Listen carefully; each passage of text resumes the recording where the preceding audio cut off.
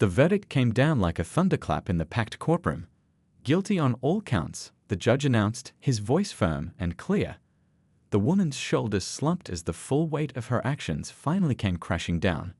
Her perfectly crafted world had shattered, all because of 5 minutes of unchecked rage on what should have been an ordinary Tuesday morning. The sentence was comprehensive. 8 months in county jail, 3 years probation, mandatory diversity training, and 500 hours of community service working with inner-city youth programs. The judge's words echoed through the hushed courtroom. Your actions showed not just a moment of poor judgment, but a deeply troubling pattern of behavior that this court cannot ignore. Outside the courthouse, the evening news crews captured the aftermath. Officer Wilson spoke briefly to reporters, his words measured and professional as always. "I just hope some good can come from this situation," he said, adjusting his uniform tie. "It's not about punishment, it's about learning and growing as a community." The woman's real estate company had already cut ties with her. Their press release was diplomatic but firm. "Our company stands for integrity and respect for all members of our community. Recent events have made it clear that a separation is necessary." Her office had been cleaned out before the trial even began. 3 months into her sentence, something unexpected happened. The woman requested a meeting with Officer Wilson through her counselor. In the jail's visiting room, under the harsh fluorescent lights, she did something she'd never done before. She apologized, genuinely and without excuses. "I've had a lot of time to think," she said, her voice lacking its former entitled edge. "The person in those videos, I didn't recognize myself. But that was me, and I'm ashamed." Wilson listened quietly, noting how different she looked in her jail uniform, how the anger had drained from her eyes, replaced by something that looked like understanding. Meanwhile, Officer Wilson's career had taken an unexpected turn. The police department promoted him to sergeant, but more importantly, they asked him to lead a new community relations unit. His handling of the incident had become a blueprint for police training across the country. The young barista who'd filmed everything was invited to speak at local schools alongside Wilson, sharing their perspectives on that morning. "It's weird," she told a group of high school students, "but that horrible moment actually brought our community closer together. People started having conversations they'd been avoiding for years." The construction workers who'd witnessed everything organized a community barbecue, bringing together police officers and neighborhood residents for an afternoon of food and conversation. "Sometimes it takes a bad situation to create positive change," the site foreman told a local reporter as he flipped burgers on the grill. A year later, the woman completed her sentence and community service hours. The experience had changed her fundamentally. She started volunteering at a community center, working with the same youth she'd once looked down on. Her designer clothes and luxury car were gone, but something more valuable had taken their place: perspective. Officer Wilson, now Sergeant Wilson, occasionally drove past the spot where it all happened. The coffee shop was still there, the sidewalk still cracked, the traffic still busy. But something had shifted in the community. People smiled more at police officers. Officers spent more time talking with residents. Small changes, but meaningful ones. The final chapter of this story played out at a police academy graduation ceremony. Sergeant Wilson was the keynote speaker, and in the audience sat a familiar face, the woman who'd assaulted him, there by invitation, serving as a living reminder that change is possible, that one moment doesn't have to define a life forever, and that even the worst situations can lead to unexpected growth. 2 weeks later, the county courthouse was packed. The morning sun filtered through the tall windows, casting long shadows across the polished floor as people filed into the courtroom. Officer Wilson sat quietly in his dress uniform, his bearing as professional as ever. The small scowl on his cheek had nearly healed, but it served as a reminder of that fateful morning. The woman looked very different now. Gone were the designer clothes and flashy jewelry, replaced by a conservative gray suit her lawyer had suggested. Her hair was pulled back simply, and her makeup was minimal, an attempt to appear more humble before the court. But her eyes still held that hint of entitlement as she whispered urgently to her expensive defense attorney. "All rise." The bailiff called out as the judge entered. The rustle of movement filled the courtroom as everyone stood. News sketchers in the front row quickly captured the scene, their pencils moving rapidly across their pads. No cameras were allowed in the courtroom, but their drawings would be on every news channel by evening. The woman's lawyer tried every trick in the book. My client was simply having a bad day, he argued, his voice smooth and practiced. She's a pillar of the community, involved in numerous charities. This was completely out of character for her. He gestured dramatically, his tailored suit catching the light as he moved.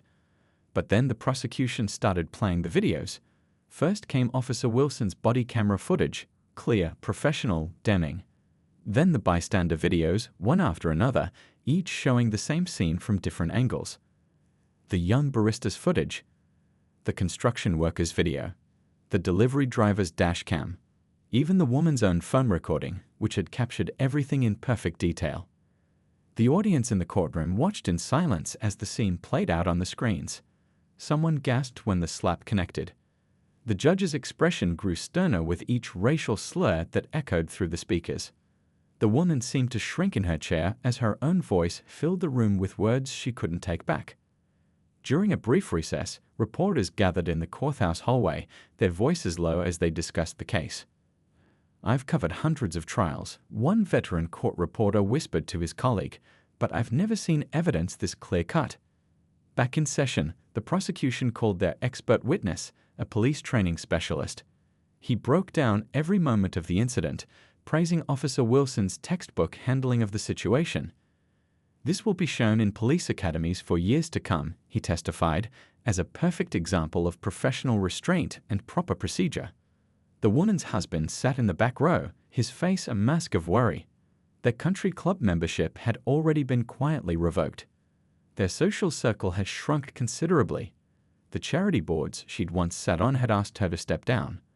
The carefully constructed life they built was unraveling thread by thread.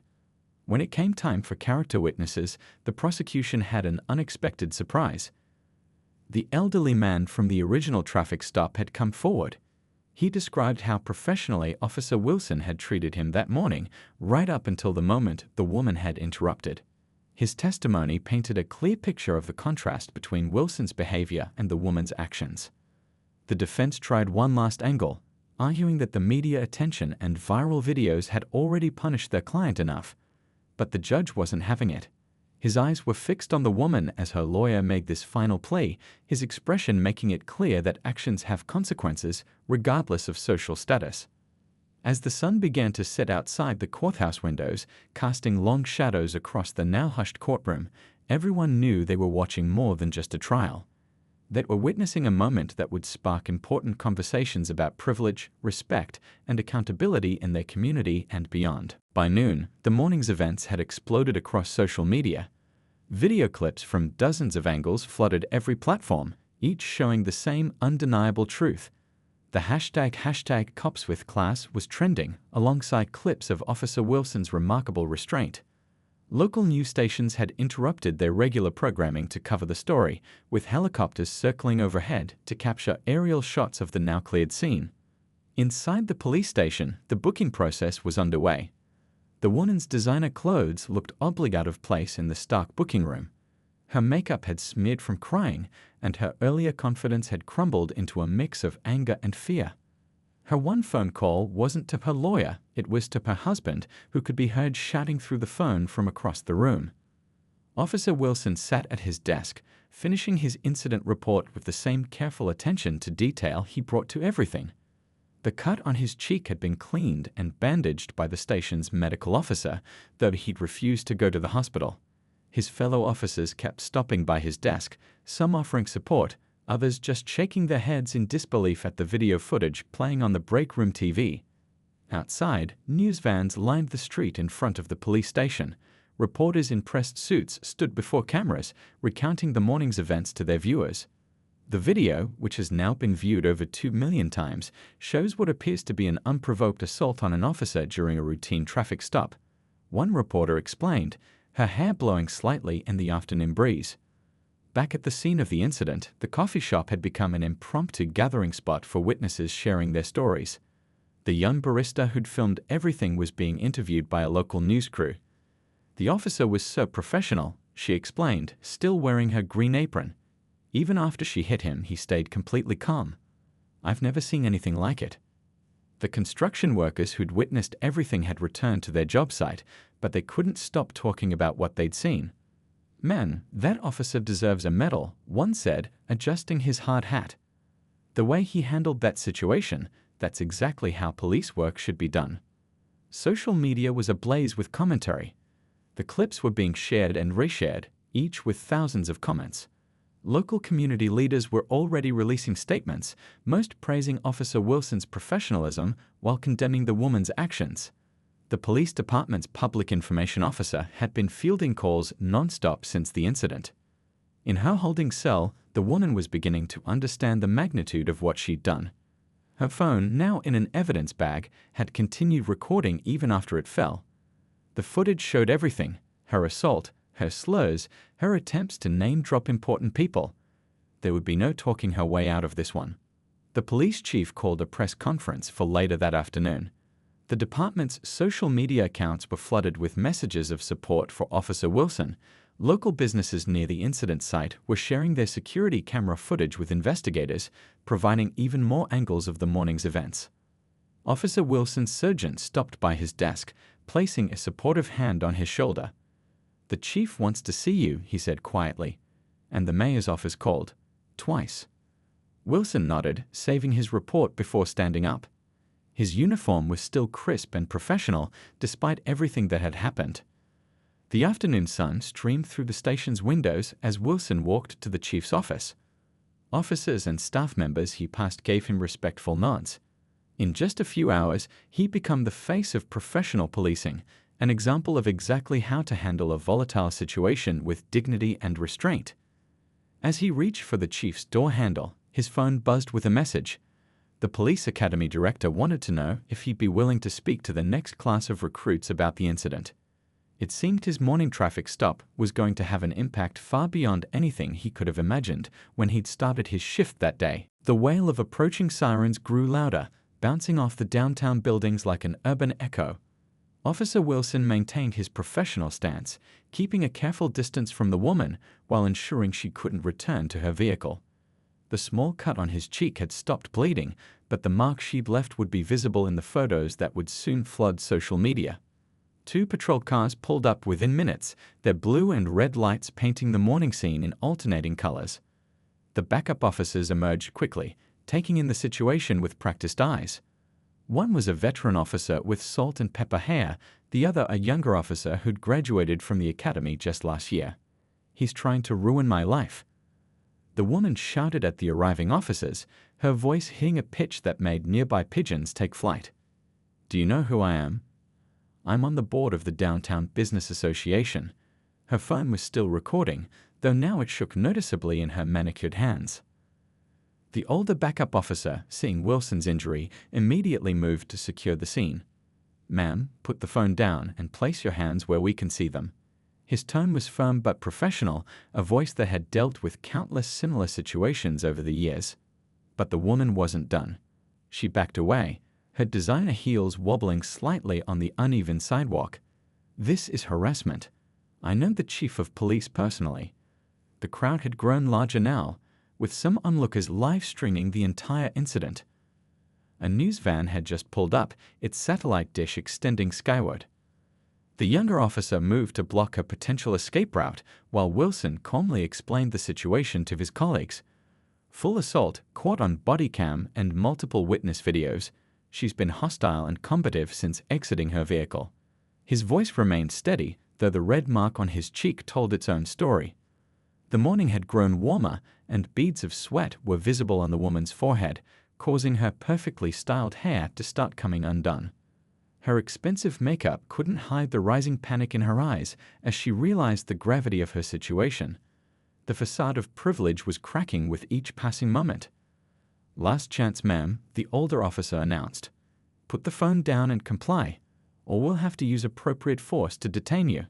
A small group of office workers had gathered at the corner, their morning coffee runs forgotten as they watched the scene unfold.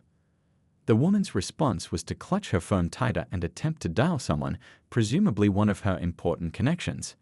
But before she could complete the call, she made the mistake of trying to push past the younger officer.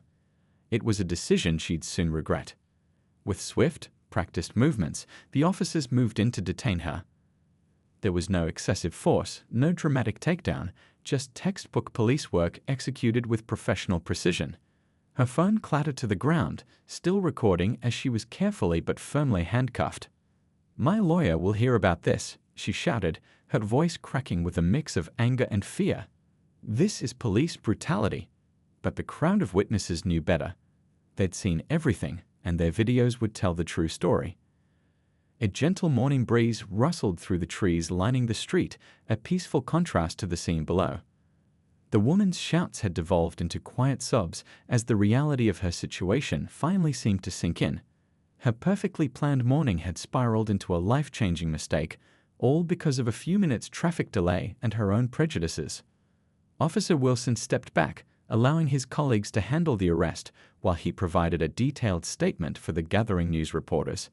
His composure throughout the entire incident would later be used in training videos at the police academy, a perfect example of how to maintain professionalism in the face of unprovoked assault and racial bias. What happened next seemed to unfold in slow motion, yet it was over in seconds. The woman's face twisted with rage, her perfectly manicured hand still gripping her phone as she suddenly lashed out. Her other hand, adorned with several expensive rings, swung forward in an arc that would change both their lives forever. The sound of the slap echoed off the nearby buildings. Several people in the crowd gasped. A mother quickly covered her young daughter's eyes. The construction workers across the street took a few steps forward, ready to help if needed. The morning air, which had been filled with traffic noise and city sounds, seemed to go completely silent for a moment. Officer Wilson's head snapped to the side from the impact. A small cut appeared on his cheek where her diamond ring had caught his skin. His sunglasses clattered to the sidewalk, spinning to a stop near a crack in the concrete. But what was most remarkable wasn't the assault itself, it was what happened next.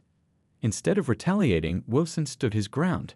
His hands remained steady at his sides, though anyone watching closely enough could see his fingers flex once, twice, 3 times, a subtle sign of the immense self-control he was exercising. A thin line of blood trickled down his cheek, catching the morning sunlight. The woman seemed shocked by her own actions. Her phone was still recording, capturing everything. Her hand hung in the air for a moment, as if frozen in time.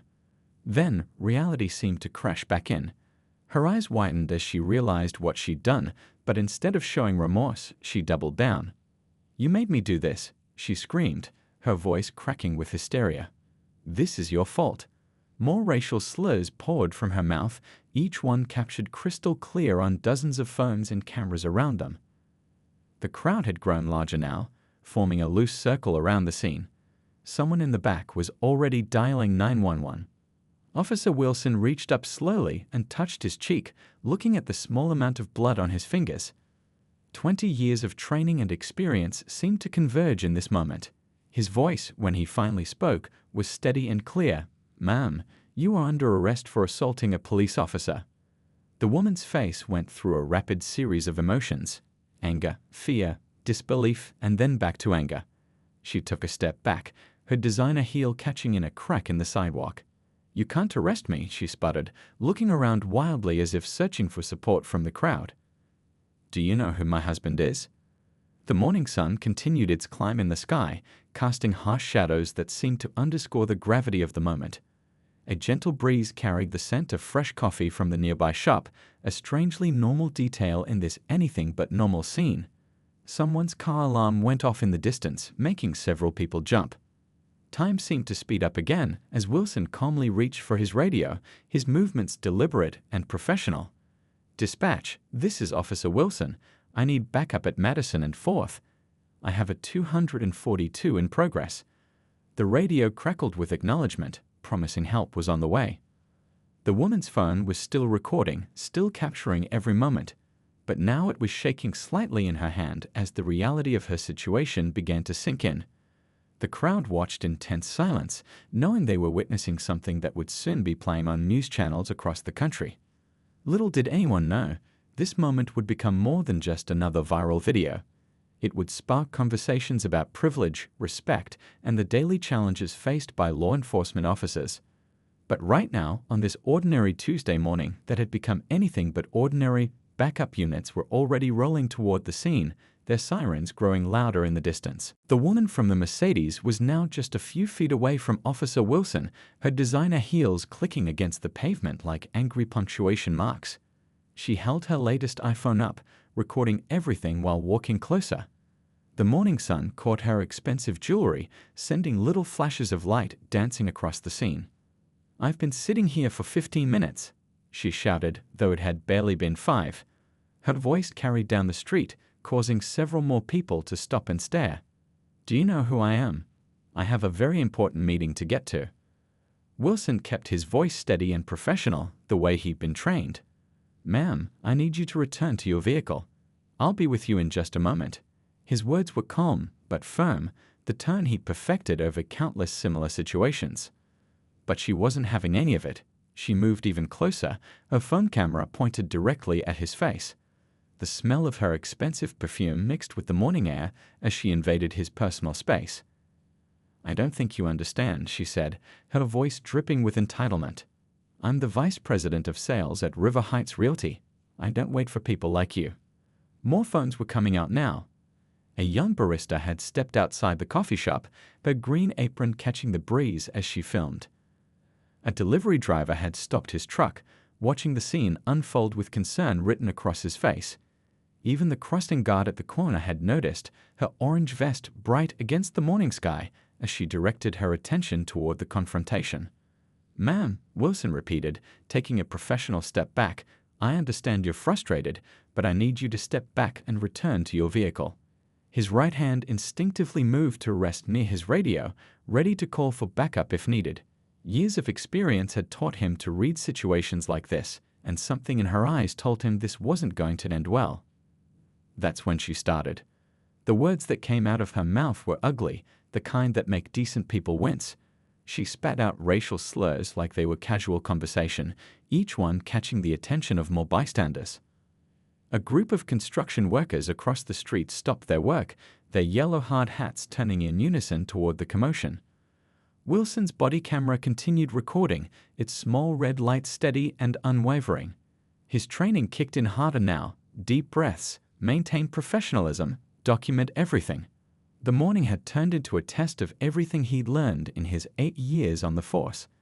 "I'm going to ask you one more time," Wilson said, his voice still remarkably composed despite the verbal assault. "Return to your vehicle, or I'll have to take official action." The sun had risen higher now, casting shorter shadows on the sidewalk as more people gathered to witness the unfolding drama.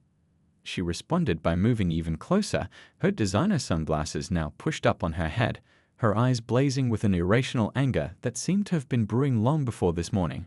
"Or what?" she challenged, her phone still recording everything. "What are you going to do about it?" The tension in the air was thick enough to cut with a knife. Cars passing by had slowed to a crawl, their drivers rubbernecking at the scene. Someone in the growing crowd muttered, "This isn't going to end well." They had no idea how right they were.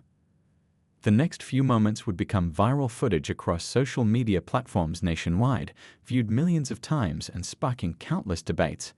But right now, it was just two people on a sidewalk on what should have been an ordinary Tuesday morning, with the world watching and waiting to see what would happen next. It was just another Tuesday morning in downtown Pine Grove, or at least that's how it seemed when Officer James Wilson started his shift.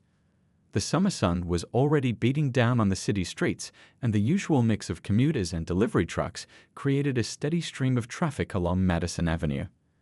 Officer Wilson had been on the force for 8 years, earning respect from both his colleagues and the community. That morning, he was handling what seemed like a routine traffic stop, a silver Honda that had run a red light. The driver, an elderly gentleman who had been distracted by his GPS, was cooperatively waiting while Wilson ran the usual checks. The peaceful morning rhythm was suddenly broken by an impatient honking from behind.